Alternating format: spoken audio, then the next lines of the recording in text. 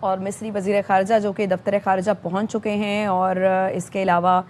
ترکیہ کے وزیر خارجہ بھی پہنچ چکے ہیں۔ بات کریں گے، راجہ محسن اعجاز ہمارے ساتھ موجود ہیں۔ راجہ محسن اعجاز، یہ بتائیے کہ سعودی وزیر خارجہ کب پہنچ رہے ہیں اور یہ مذاکرات باقاعدہ طور پر کب شروع ہوں گے آج؟ دیکھیے، سعودی وزیر خارجہ اب سے کچھ دیر کے بعد جو ہے وہ اسلام آباد پہنچیں گے، اور مذاکرات کا جو ہے وہ آج شام سے ہی باقاعدہ آغاز ہوگا۔ ان تینوں ممالک کے وزرائے خارجہ، جن میں سعودی وزیر خارجہ، ٹرکش وزیر خارجہ اور مصری وزیر خارجہ ہیں، انہیں نائب وزیر اعظم اور وزیر خارجہ اسحاق ڈار کی جانب سے اس دورے اور اس 4 فریقی اجلاس کی دعوت دی گئی تھی ان کی جانب سے۔ اور اس اجلاس میں جو ریجن میں پاکستان کی جو پیس ایفرٹس ہیں، جو پاکستان امن کے لیے، کشیدگی کے خاتمے کے لیے اور جنگ بندی کے لیے کوششیں کر رہا ہے ایران اور امریکہ کے درمیان، یہ اسی سلسلے کی کڑی ہے۔ یہ تینوں جو وزٹنگ فارن منسٹرز ہیں، یہ یہاں پہ نائب وزیر اعظم اسحاق ڈار کے ساتھ ہونے والے، ان کی سربراہی میں ہونے والے اجلاس میں بھی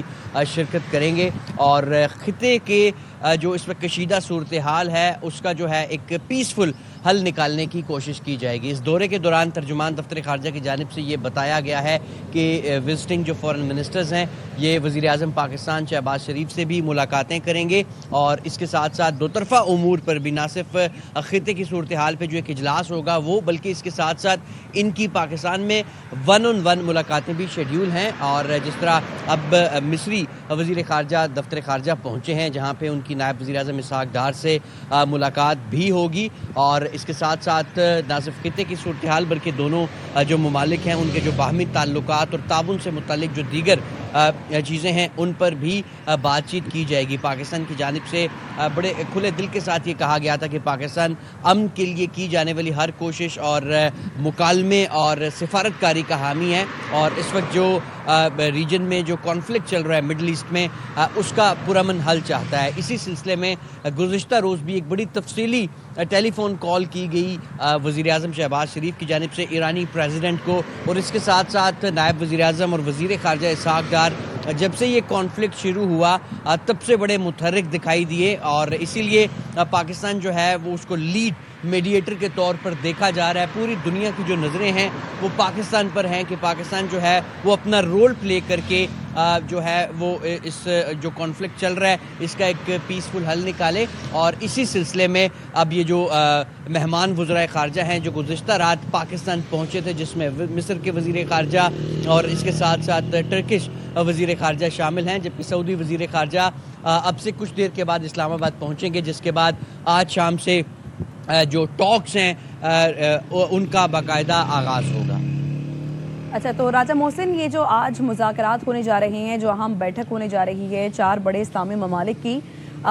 اس میں ایران اور امریکہ کا کب تک اس مرحلے میں شریک ہونے کا امکان ہے؟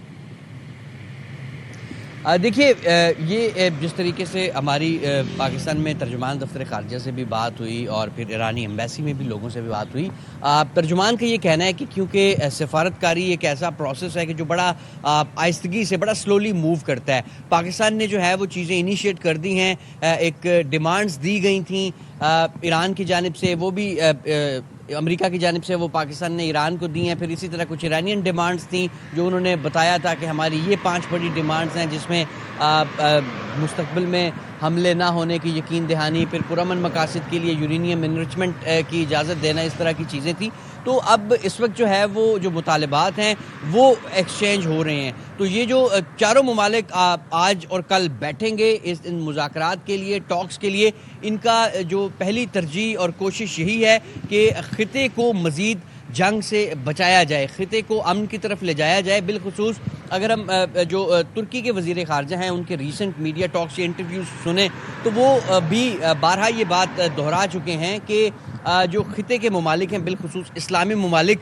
ان کے درمیان جو ہے وہ جو اسرائیل چاہ رہا ہے کہ جنگ ہو، اس کو روکا جا سکے، اور اس کے ساتھ ساتھ جو ایران اور امریکہ کا اس وقت کانفلکٹ چل رہا ہے اس کو بھی کسی طریقے سے روکا جائے۔ اگر یہ ٹاکس کامیاب ہوتی ہیں تو پھر امید یہ کی جا سکتی ہے کہ اگر ایران مان جاتا ہے، امریکہ بھی جو ایک دوسرے کو سے وہ ڈیمانڈز کر رہے ہیں اس پر ایگری کر جاتے ہیں، تو پھر ہم بڑا جلدی دیکھیں گے کہ یہ ٹاکس جو اصل میں امریکہ اور ایران کے درمیان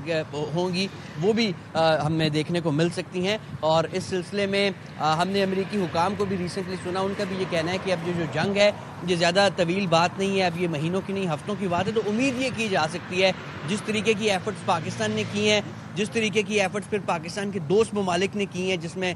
ترکی ہے, سعودی عرب ہے اور مصر ہے, امید یہ کی جا سکتی ہے کہ جلد ہی جو ہے وہ ایک اچھی خبر دیکھنے کو مل سکتی ہے. اور ان ممالک کی کوشش بھی یہی ہے کہ کسی طریقے سے امن کو بحال کیا جائے, اور اسی سلسلے میں یہ تمام جو کوششیں کی جا رہی ہیں. اور جو پاکستان ان پورے پروسیس کو لیڈ کر رہا ہے, تو پاکستان کو نہ صرف ان 3 ممالک جو آج اس اجلاس میں شریک ہوں گے جس کی سربراہی نائب وزیر اعظم اور وزیر خارجہ اسحاق ڈار کر رہے ہیں ان کی, بلکہ چین سمیت جو دیگر بڑی پاورز ہیں وہ بھی پاکستان کی اس